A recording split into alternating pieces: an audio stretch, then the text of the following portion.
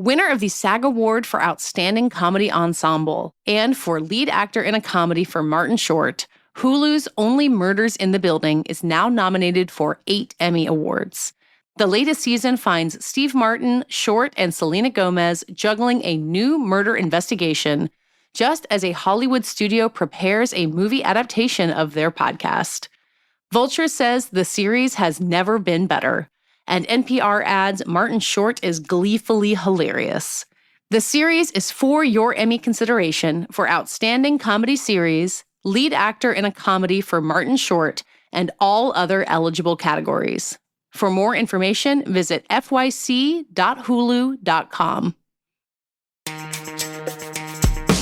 Hi, everyone. Today, we are kicking off a 5-part series that I'm really excited about. We're going to be digging into the upcoming Oscar season, studio by studio. In the coming weeks, we'll be talking about the majors, the up-and-coming indie labels, the studio specialty labels, and also the streamers. But today, we're kicking things off with the single studio that also happens to be the reigning Best Picture champion, Neon. Today, Chris Rosen and I are joined by Vanity Fair's David Canfield to talk about how Neon can follow up on Anora, how they're still following the Parasite playbook in some ways, and what we can expect from them this year.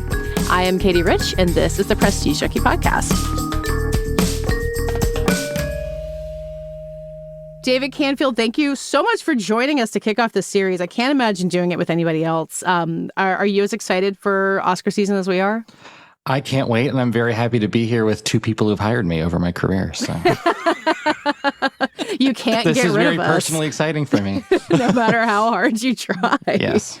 I mean, David, you and I at Vanity Fair did what Chris and I have spent the last couple of weeks doing as we talk and kind of calling these studios and a lot of these people and being like, what do you have? What are you excited about? And it's such a gossipy time of year. Like, everyone wants to know what you've seen. There's a lot of stuff that's still under wraps. And I mean, before we dig into Neon specifically, like, how's the season looking to you?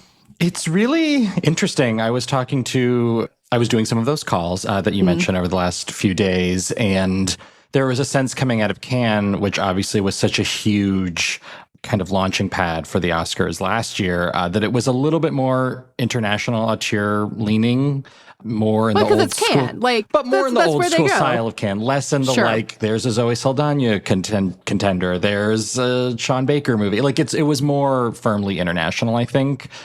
And there's the sense that at Venice, it's going to be a little bit more American leaning, studio leaning. So kind of a flip, perhaps, of what we saw last year.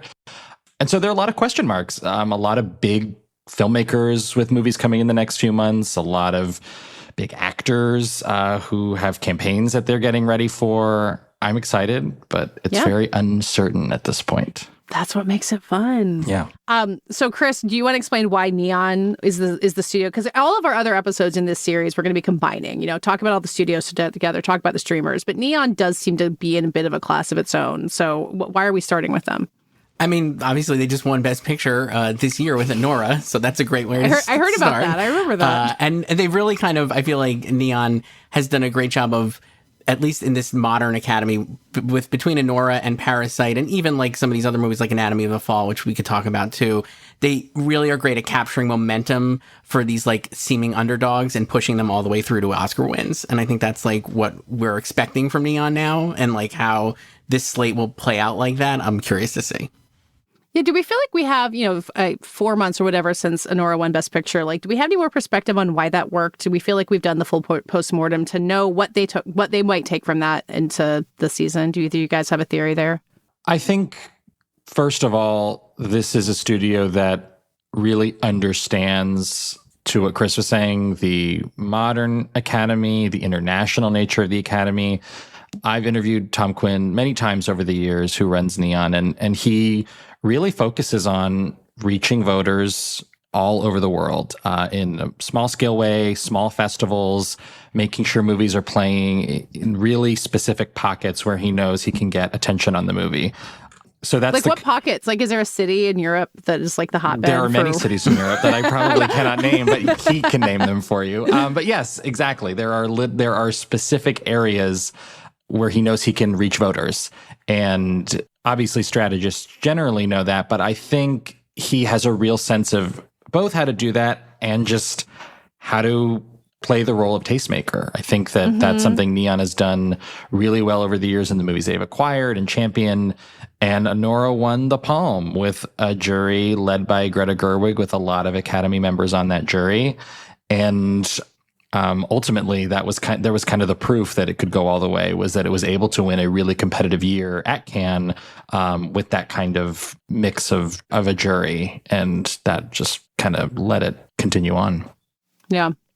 Yeah, Chris, do you feel like Neon still has the, like, does it have less of the cool kid thing that I think it had in a couple of its years? Has it broadened that enough to make these Best Picture wins possible? Like, the tastemaker thing that David was saying, I think is so vital, but, like, you have to be making the right kind of taste for this. And Neon seems to have, like, balanced it in this perfect way. Yeah, I think they do that really well. And I also feel like they're really great at, like, centering the filmmakers. Do you guys feel this way too? I mean, obviously with Sean Baker last year, I feel like he was everywhere and was, like, a great advocate for his movie and for filmmaking in general. And we saw, like, just going back to Parasite with, like, Bong Joon-ho, same thing. Like, it was, like, that was the story, was Bong Joon-ho. And, like, that became, like, the narrative. And same with Sean Baker. So I feel like they're really great at, like, elevating filmmakers, especially at a time when there's still, like, so much, like, consternation about, like, you know, theatrical versus, like, just streaming or whatever. And you have people out there, like, these directors being like, yes, we made movies and we're very proud to have made a movie that you could see in the theater and all these things. Neon is, like, excels at that. And I think that helps them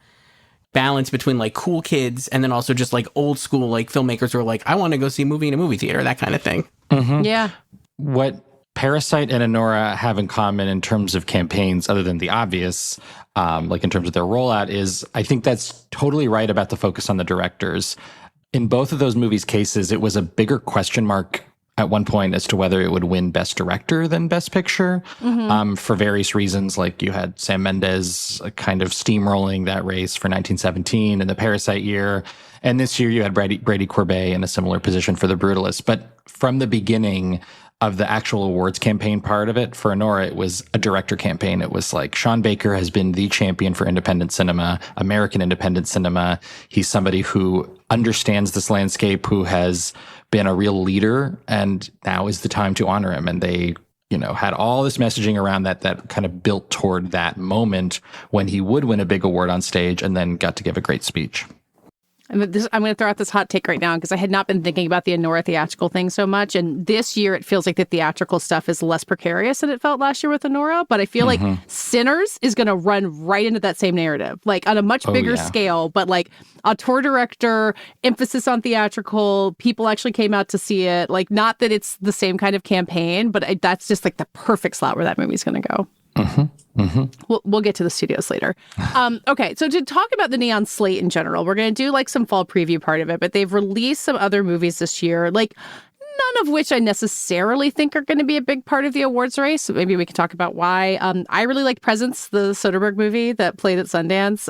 One of three. He's got another movie coming at Toronto, which may or may not be something Neon could consider. Osgood Perkins also had a movie out in the spring, and he has another one out this fall. He's got Keeper coming, which is interesting to talk about. Life of Chuck, TIFF Audience Award winner. Personally, I was delighted that Neon picked it up, put it out in the summer, let it kind of escape the bounds of award season. That felt like the right move. And then Together, as we record this, I guess is about to come out. I haven't seen it from Sundance. Do either of you want to take like a flyer on any award season conversation for any of these, or do we move on completely? David, go ahead. What do you think? I think it's okay to say no. Like, that's not the point of these movies. Certainly there was a lot of expectation around The Life of Chuck purely because of the People's Choice Award imprimatur, but it just doesn't feel like it has the momentum that it would need to sustain a run beyond the summer. And because their slate is so stacked going into the fall, it's hard for me to imagine that movie would be prioritized in the way it would need to be, especially because it was a little more divisive with critics. And Neon's best players tend to be real critical darlings. Is it weird that movie didn't make money? I kind of thought it would do better than it did. I was surprised. You know, Life of Chuck, I feel like it reminds me a little bit of Sing Sing in that, like, it kind of is just... Like, I think the people who did, the critics aside, I think, like, people who saw that movie clearly had an emotional reaction to that movie. And obviously it won the TIFF Audience Award. So there was a real passion behind it. But, like, at the same time, getting general audiences to see it and, like, getting them to care about it, mixed reviews, and coming out in the summer. It just is to have it come back. I mean, maybe it's like, the Academy's never cared about Mike Flanagan seemingly, so I would be hard pressed to imagine like now is the time, but adapted screenplay if it's a weak field, but I don't know. What's his big? Mike Flanagan's got a big movie coming that's more Oscar-y, right? What does he work? Or is he doing a Star Wars? What's he doing? I thought is he doing a Carrie TV show?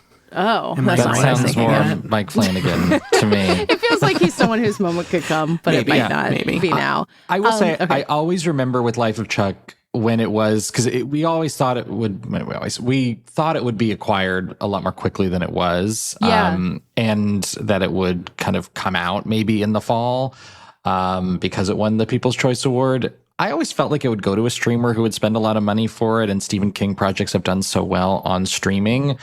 I think that the earnestness of the project was probably a barrier to generating like social media momentum or anything like that. Does it make sense to you as a Neon movie? Like, I think what is a Neon release is something that is flexible and should be. No one should box themselves in, but it is kind of it feels like maybe a stretch for them that didn't pay off the way they thought it would. I think that's right. Yeah, you always with these kind of movies, and you see this too with like A24 when they're like they're putting out mainstream. I'm going to put this in air quotes. So like mainstream movies where those are the ones that are making a lot. Like those make a lot of money, and then so like The Monkey is an example, like a movie that would make money versus like maybe help subsidize some of the movies that will not make as much money in theaters. And so maybe that's what that was their bet with Life of Chuck. Probably it seems like as like we'll pick this up. It's like awardsy enough adjacent because of the TIFF Audience Award, and then it'll make some money and help us fund further like Anora's in the future, but it just didn't really pan out. Yeah. The Monkey, third biggest Neon hit ever, which I had not clocked. I think it didn't do as well as the other Oscar Perkins Long Legs? movies. Yeah, it wasn't long leg sized, but seems pretty good to me. Okay, so talking about what's coming up, the next Neon movie coming is Splitsville. It's out August 22nd. It was in Cannes. David, did you see it there? I did. I saw it before. Okay. I had a first look with the filmmakers. Yeah, I mean, the August release schedule, I mean, this is a little bit of a tangent, but like late August, Labor Day is like stacked this year for I reasons know. that What's I can't. going on there? I kind of like it. Like, I would rather have movies to see than not. Yeah. But the pre-festival release does suggest it's in a little bit of a different category than some of the rest of these.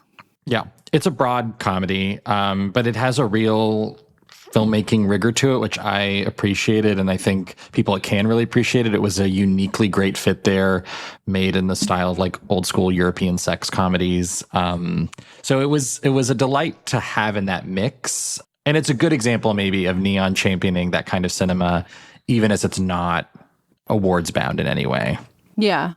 Then there's one other non-Cannes title that maybe we should do. The other Oscar Perkins movie coming out this year, Keeper, which is scheduled for November 14th. I don't know much about it at all. Is this the new Longlegs? Is that the play here? We're just going to keep going in that direction? Sure. I mean, these movies feel like they make so much, like they make enough money that I think they just work, right? Like, I don't know. Tatiana Maslany's in this one, right? It seems like a two-hander maybe. Probably too scary for me, so I'm just gonna tap out immediately. Like I'm not on the Osgood Perkins train. No disrespect to the great Osgood Perkins, but I'm just like, these are too scary for me. I can't do this. But It does seem very scary. He's making them too. He's churning them out. Well, the horror auteur thing, like, it is just an interesting time, and again, kind of a tangent, but like the children of Ari Aster in some ways, it just keeps happening, and it's a good way to break through. I also think it's a really effective way for a studio like Neon to operate, because when you asked what is a Neon movie, to me it's very two-pronged. It's a lot of genre movies that help them make money and are hopefully good and actually stimulate conversation. I think together with Alison Brie and Dave Franco has the potential to be a pretty big hit. Cool. And then on the other side of that, you have international movies that maybe won't make a lot of money, that often premiere at Cannes, or in, fewer cases, Venice, and that just get championed with big, expensive awards campaigns that you would not think a studio like that could handle. But as they proved with Anora, if they're successful, it does net out. Or even something like Seed of the Sacred Fig, like talking about Cannes from last year. I don't know if you call that successful. It didn't become like the huge breakthrough Anatomy of a Fall size Oscar contender, but I mean, I guess that's talent building or prestige building. Like, it seems like movies like that, and they picked up some other ones that seem similar at Cannes that we'll talk about in a minute, that it pays off for them, even if the finances aren't that obvious to us. Yeah, and I also think it helps that they are putting so many on, like for them, if their goal is to acquire Oscar nominations as a studio, it helps to have a lot of movies on the board, I think, right? Like that kind of thing. So I'm like, the more stuff there, like Seed of Sacred Fig, yeah, like that didn't pop like as much as some of their other past movies did, but still like got in, right? Like, and like they did a solid job padding their numbers with these. I feel like that helps. You think it's all about just juicing the stats? I mean, I think it helps, right? I think it just like, it's great to have I think it makes the studio seem like even like the more quality material they have, like it just kind of like is a self-fulfilling prophecy then, right? Where it's just like the more Oscar nominated movies they're putting out, the more it seems like they'll be able to put out, and like more people take them seriously. Exactly. Yeah. Yeah. I mean, that's how it felt at Cannes. And again, David, you were there and Chris and I weren't. Like when Neon was just on this buying spree before the Palme d'Or was announced, like it truly just felt like they were hedging their bets. Is that how it felt watching it happen in person? In real time. It was wild. I sort of couldn't believe the experience of coming out of a movie and seeing that Neon had bought another movie that screened the previous day or 2 days earlier. It was truly so constant. And there was a more mini version of that happening last year. They had bought The Seed of the Sacred Fig just ahead of its screening, if I remembering correctly. But in both this year's case and last year's case, they went into the competition with kind of the on-paper frontrunner, one of which won in Anora and one of which came in second, and which is still a huge honor at Cannes in sentimental value. So it's not like they needed to stack their slate and were sort of scrambling to figure it out. They already had a big movie that they came into the festival with, but yeah, they're aggressive. And I think because of the success of Anora and just their last season, they were able to be really aggressive and clearly just dominate that market. Does the Palme d'Or streak matter? I feel like we keep talking about it. It's obviously an incredible stat. Like, is it worth the whatever amount of money they have spent to pick up all these movies? Like, is the streak part of it? And should we maybe talk about it less if it's, if it's stressing all the people at Neon out? I think it matters. What do you think, Chris? I mean, I think it does matter, but I think now, and I think if they would have not had the Palme d'Or winner this year, especially after Anora winning last year, winning Best Picture, I think you could have seen like people, we've seen this with other studios, right? Where people are, the entertainment press, let's say, is excited to root for a downfall when somebody gets too high, right? Have you guys noticed that sometimes that happens? And so like, I think if like Anora, if Neon somehow went into like Dave was saying, like sentimental value on paper was like the front runner to win. If it had not won, if it didn't win and they didn't win the Palme this year at all, yeah, I could see that being like a big headline, like, oh, Neon is the bloom off of Neon, that kind of thing, right? So like, I do think it is important for them to keep the streak going. And if they lost next year, maybe it's not as important, right? Just based on, we'll see, maybe they win again, Best Picture, one of these movies that we're going to talk about wins. And it's like, oh boy, they really need to keep it going. But I did think it was important for them to win this year to back up the Anora Best Picture win, kind of. Oh, that's interesting. That like somehow the Best Picture win makes the pressure more. Yeah, I think less. It did. I think it did. Just because I know like people would have been like, oh, is Neon in trouble this year? Like, are they going to have a down year? The sentimental value maybe didn't pan out, like that kind of thing, even though it's second, like Dave was saying, like runner up and stuff and still very prestigious. I don't know. There's also a new dynamic at this festival, particularly with Mubi. And I wonder if for Neon, there was a sense of like wanting to make sure when it came to like North American rights that they were still one step ahead of the kind of exciting upstart that obviously had this huge success with The Substance, that was also very, very active on the ground, got international rights to a lot of the movies that Neon got domestic rights to, and so on. Because A24 wasn't as much just clearly in the game at Cannes. I don't think they were as much in the market. They didn't pick up anything at Cannes, did they? Not certainly high profile. Yeah. Netflix was obviously there to pick up a few notable films. But for Neon to kind of make sure they're still cornering that market, it's kind of a show of strength. It's a flex. And I think Chris is dead on that in the year after Anora, even if it's not about winning the Palm, but just like the big movies that premiere there, we are the Cannes studio. We are the ones that are going to take these movies from here to into the fall. I think that's an important sort of part of their reputation right now. Yeah.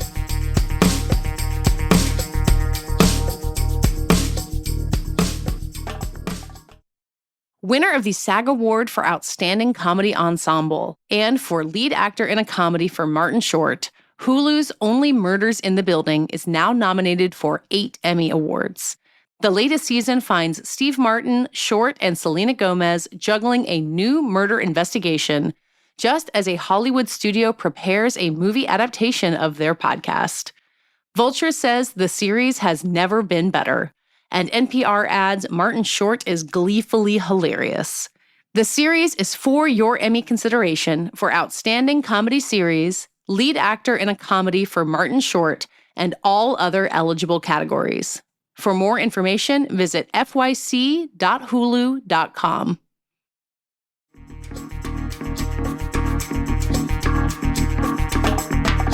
Okay, so let's talk about the Palme d'Or winner. It's one of, It Was Just an Accident, which won the Palme, as well as Sentimental Value, which we'll get to in a minute. They have release dates having been picked up or brought to Cannes. It Was Just an Accident, the Jafar Panahi film, coming on October 15th. I think we can pretty safely assume it'll show up in a variety of fall festivals. A lot of these Cannes titles often do. And again, David, you have been to Cannes and we have not, so we could keep turning back to you. But it does, Jafar Panahi's story, like you want to talk about like a director-focused awards campaign, like what he has gone through is really remarkable. But like how is the film going to be able to go hand in hand with that? I really loved this movie. I think it's more accessible than people might expect, just based on, reading a log line or even compared to something like The Seat of the Sacred Fig, which actually was a bit more divisive even at Cannes. The movie has this incredible filmmaker story in the same way that Seat of the Sacred Fig did as well. But it's got this sort of mordant sense of humor. It has an incredible ending, and it's a very emotional, character-driven story that I can see clicking just on a very fundamental Oscar-y level.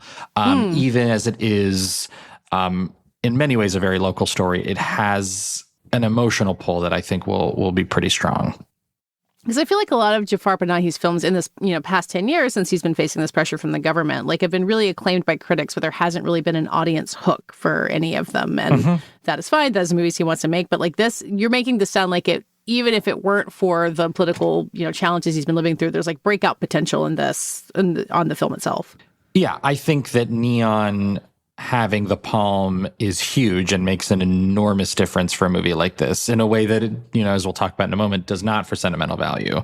Like it is more important for a movie like this to win when it comes to an Oscar campaign. It will bring more people in. It will allow more people to engage with it. Just because Panahi is a critics filmmaker in the US. He is somebody who hasn't quite broken out with the industry at large in the same way that, say, Joachim Trier has. So it feels he feels primed for that kind of embrace, and he has the studio to help facilitate that. It's still a smaller movie. I wouldn't say it's like a guarantee that it's going to get like 5 Oscar nominations or anything like that, but the path is there, and it seems like all the ingredients are there to come together. How bullish are you on it, Chris? Sight unseen, obviously, just like I feel like just because the Cannes movies have been, like Palme d'Or winners especially, have been so prominent in these races in recent times, I just feel like picture and director feel like very much in play for this, depending on whatever happens to the rest of the field. I think this is like, again, sight unseen, but like David's saying, just the log line 2 to me sounds like more, I don't know, mainstream, but it does seem like more accessible, I guess, too. Yeah. You just think about the director's branch and how much they love to throw in that one international auteur. Like that specific group of people feels like very well tailored to rewarding Jafar Panahi. Nothing else. This feels like the kind of year where you could have 2 in the way that they did Jonathan Glazer and Justine Triet. This does feel like the kind of year where that would happen. Okay, well, I was just going to throw out, is this Anatomy of a Fall size is what I was going to throw out, but maybe that's what Sentimental Value is, and yes, that maybe would be not everything has to be a comp. But I think that the problem for Neon, which is a new problem, is they just have a lot more possibilities that feel like genuinely possible Yeah. than I think they've had in the past. This is a broader thing we get into a lot is like, can they handle this many movies? Like, how many contenders can one studio handle? And like Neon and A24 or Searchlight, or, there's some places that have done it a lot. But Neon is growing in this way that kind of makes it tough. I mean, like, Chris, do you feel like it's a real thing that, sometimes studios just bite off more than they can chew? I think it is a real thing, but I think this year with Neon and looking at their acquisitions, especially from Cannes, I do feel like they were like, they probably were like, we're going to acquire the best movies, right? So I don't know if it's this calculated or cynical, but I do think that you could look at these movies that they have, like we were saying, like Secret Agent is still undated and stuff, and Seurat and Alpha as well. Those are not maybe best picture plays as much as like sentimental value, and it was just an accident. So I do feel like they'll be able to balance it and then target the campaigns in those other movies to like specific categories and branches that they want to, capitalize on for nominations. Whereas these are really, like, no disrespect to some of these other movies, I really feel like these are their two best picture opportunities, or it was just an accident, sentimental value. So I think in this case, I think it will not be overwhelming for them, but other studios, yes, like we've seen certain streamers certainly have a ton of titles this year, and I'll be very curious to see how they juggle them all. Yeah. That sentimental value trailer that came out a couple weeks ago, to talk about that movie fully, I got myself so hyped for that movie. And I wrote this in the newsletter. I was just like, it's a James L. Brooksy kind of vibe. That's what we need, even though he also has a movie coming out. And I have talked to other people who've seen it. David, you might have been one of them, who kind of warned me, like, it's small. It's not necessarily like a big, broad family movie, but, especially in the wake of Stellan Skarsgård, very rude Emmy snub, which I anticipated, but I'm still mad about.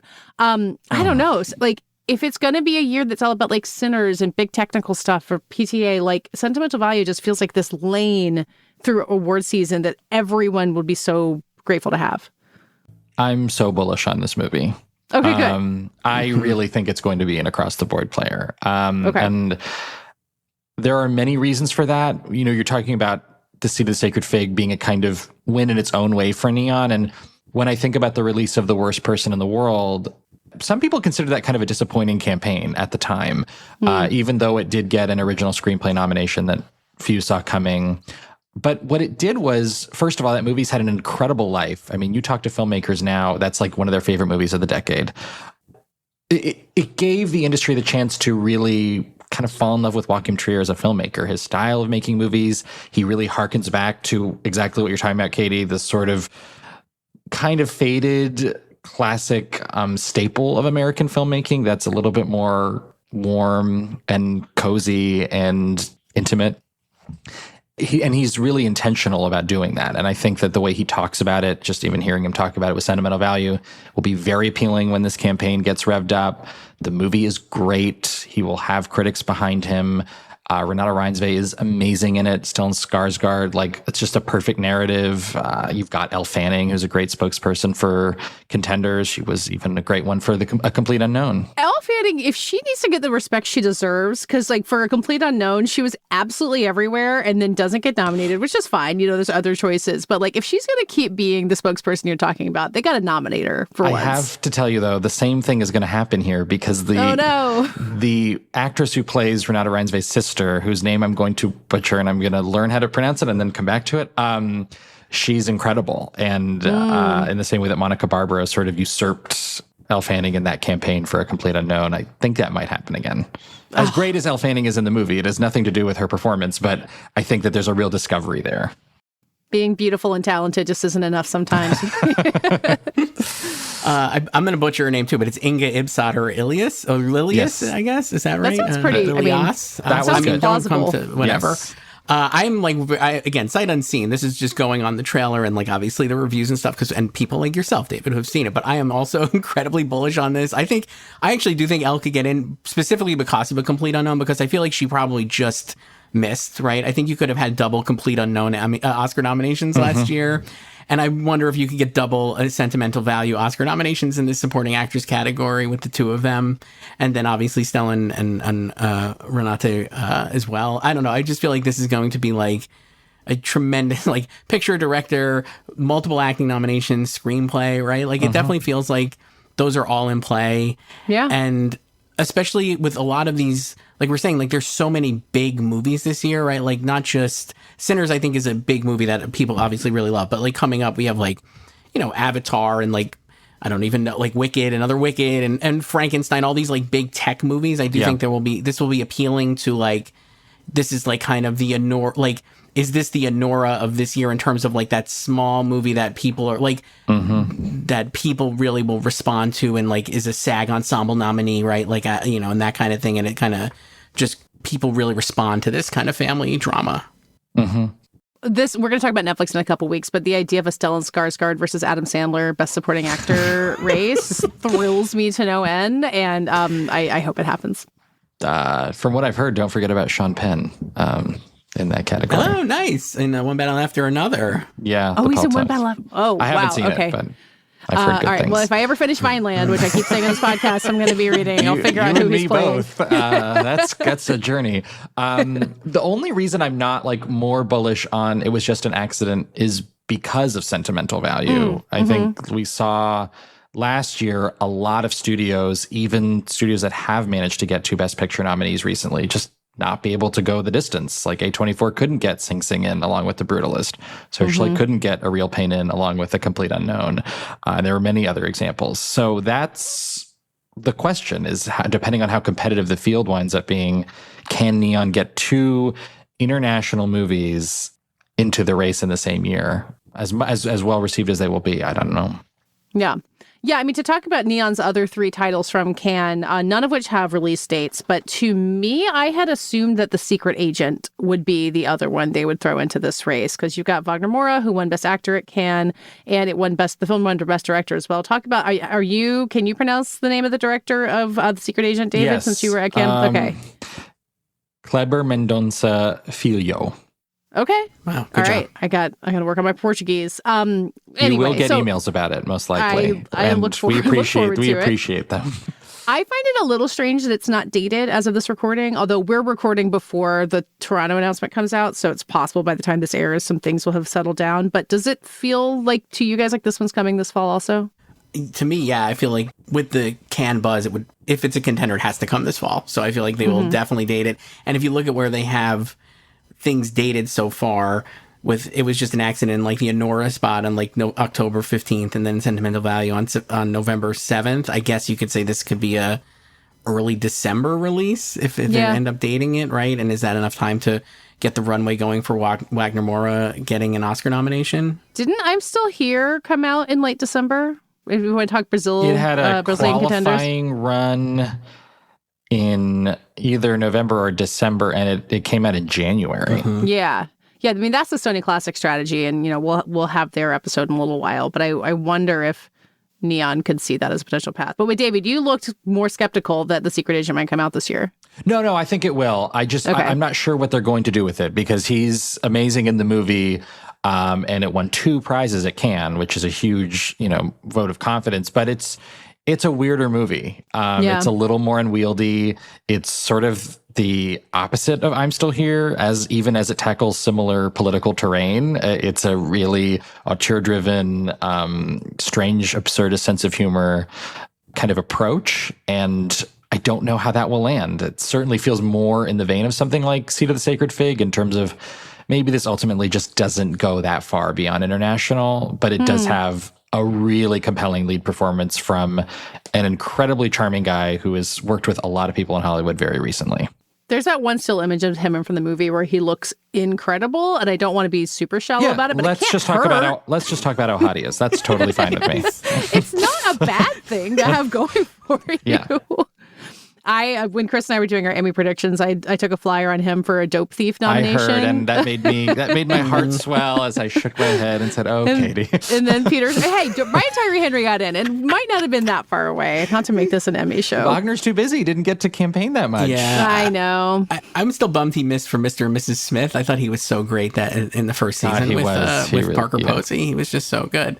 This one, I feel like, to what David is saying, I haven't seen these movies, but just listening to people like David who are much smarter than me and reading things, this does, like, I'm Still Here, which I did see, is a very conventional mainstream movie, right, in reality. And I think same with Anatomy of a Fall, just to bring it back to Neon. Sure. And like, that helps these international movies break through at the Academy. So for Secret Agent seemingly being more auteurist, maybe is not gonna help it break through. But it would be great to have him get nominated. But I mean, would he be alone? That's the other, like, we are seeing less and less of this, but would he be like a lone Best Actor nominee? It seems like.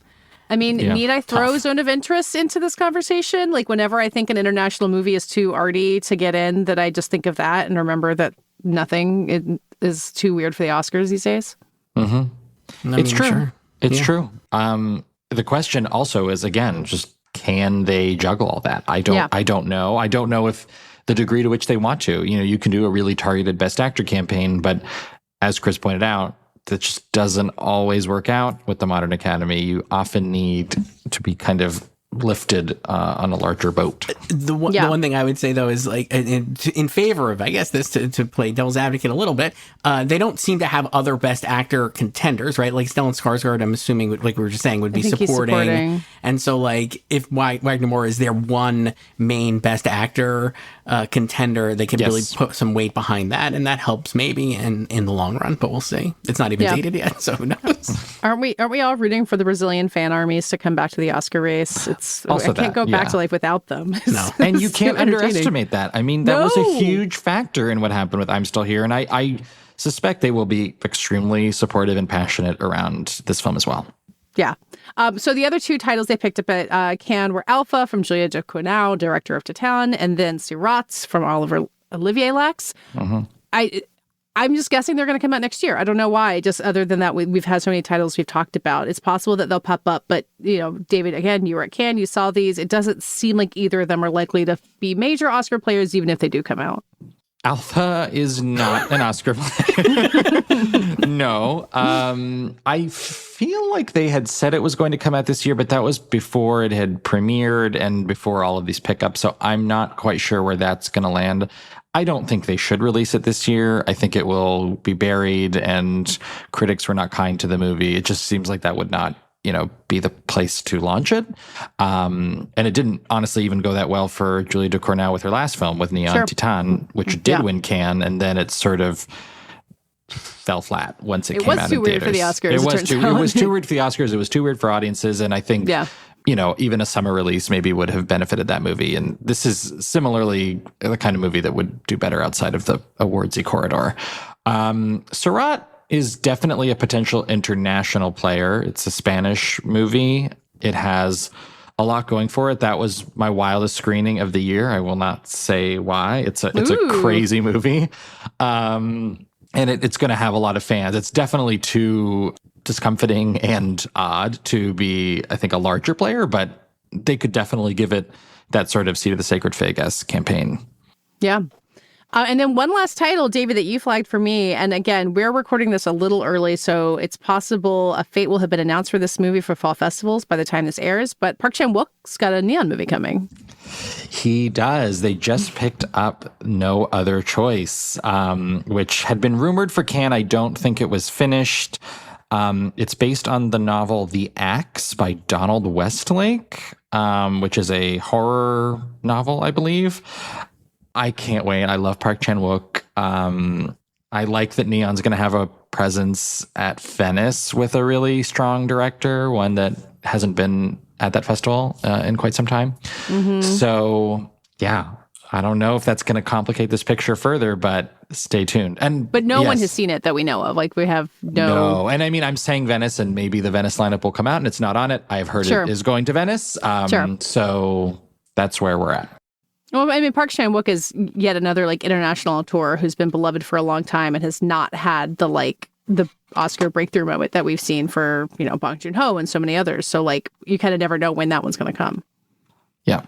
Yeah, I mean, I'm very excited for this, and I definitely think Park Chan-wook's the type of filmmaker who's seen Neon. Obviously, to bring it back to what we were talking about earlier in the conversation, but he's the type of filmmaker they have been great at championing and pushing through the season. So if this movie, they date this for December or whenever they kind of squeeze it in, and this is then all of a sudden it's the Park Chan-wook show, and everyone's very excited, and he gets in, and this movie kind of really pops finally with the Academy. I think having from what I little know about the source material, it sounds great. And like, it sounds like a really good, I know. very, very good thriller that I'm very excited to watch. So we'll see. To add to my summer reading list. I gotta get through them.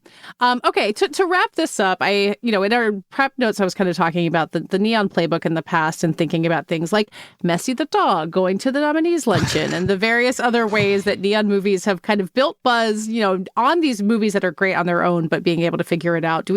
What do we see coming for the future? Who is going to be the Yuri Borisov and Mark Edelstein wandering around award season together, delighting everybody? What does Neon have up its sleeves that way, do we think?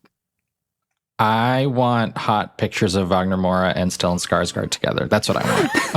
I was thinking Stellan Skarsgård, who's already come out of the box with heaters about how. Oh man, I can't wait. Ingmar Bergman, right? Was it Ingmar Bergman who you said was the only man he knew who was upset Hitler died? Was that the quote? Do I have that right? Which is very funny because it implies that Stellan Skarsgård was like with him when Hitler died. Which is certainly not true. Yeah, I did have to reread the quote because it was a little confusing. It's like, how old are you, Stellan Skarsgård? I'm reading the quote here. It was from the Karlovy Film Festival. My complicated relationship with Bergman has to do with him not being a very nice guy. He was a nice director, but you can still denounce a person as an asshole. Caravaggio is probably an asshole as well, but he did great paintings, said the Swedish actor. Bergman was manipulative. He was a Nazi during the war, and the only person I know who cried when Hitler died. We keep excusing him, but I have a feeling that he had a very weird outlook on other people.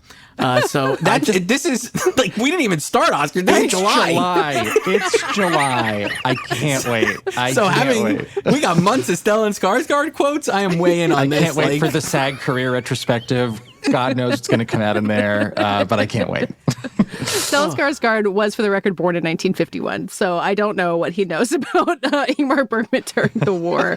I hope for that too. Is there a dog in there? It was just an accident? I feel like I heard about a dog in one of these movies because there's the Palm Dog Award that gets awarded at the end of the festival, but I don't remember who won it. Yeah, I don't think they have a dog to campaign. Okay. Someone's going to have to fill that gap. They don't have a Messy to bring. There's going to be a dog somewhere. We don't know where it's going to be. Like Mikey Madison was talking about her new puppy for half of the Honora Awards campaign. I did a panel near the end of that campaign, and there was a dog there, and she was very happy to have the. I don't think it was her dog. You know what I'm thinking of? Sean Baker's dog was everywhere. Like he and Samantha Kwan brought their dog with them to a lot of places. So just because it's not an on-screen dog doesn't mean there's not. You cannot go wrong with bringing a dog to an industry screening. At some point, it feels like that's going to tarnish, but for now, it's foolproof. Chris, any stunts you're rooting for from these Neon titles, from these films that are very worthy on their own terms, to be clear? I mean, I guess Wagner, I'll parody. You guys can take Wagner. I do think he is great. He is so charming, and it would be nice to see him get his moment to shine, I think, this year, but we'll see. I look forward to seeing Elle Fanning out on the campaign trail. I remember at the PGA Awards, she was the person from the cast who showed up to introduce the clip package for A Complete Unknown. And that was a moment where I thought, Timothée Chalamet, I guess you don't want this Oscar because you should be here for this. And that kept happening, by the way. I know. Meanwhile, Adrian Brody was holding kittens in an animal shelter, and we all know how that turned out. So I look forward to Elle Fanning. She'll be wearing something incredible and delightful to see, and maybe she will get that nomination after all. David, thank you so much for being here to do this, for getting us excited. There's really no better way to feel pumped up about what's coming than just to go through these lists of titles. This is the best month, in my opinion. It's the best time of year. So I'm going to go get my book list in order, and I guess we'll see you and see a bunch of these films at some festivals pretty soon. Yeah, see you soon. Thanks for having me, guys. That does it for today's episode. Our 5-part fall preview series will continue throughout August, so please keep coming back. This podcast is edited by Brett Fuchs and produced by Brett Fuchs and me. Our theme music is by Dave Gonzalez. Thanks again to our co-host this week, David Canfield. Subscribe to the Prestige Junkie newsletter at theinkler.com and to this podcast on Apple, Spotify, or wherever you get your podcasts. And join Prestige Junkie After Party. Go to prestigejunkie.afterparty.substack.com. Become a paid subscriber for just $5 a month. We're going to start having our first bonus episodes launching very soon. You don't want to miss it. We will see you next week.